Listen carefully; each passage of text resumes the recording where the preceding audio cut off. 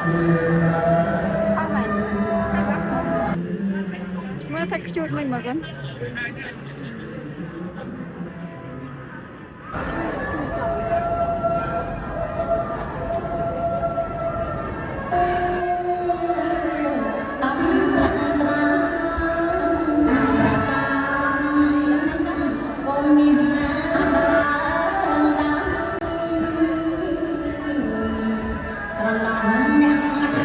លុតលើមង្គលសុស្ដីដល់បុត្រធីតារបស់លោក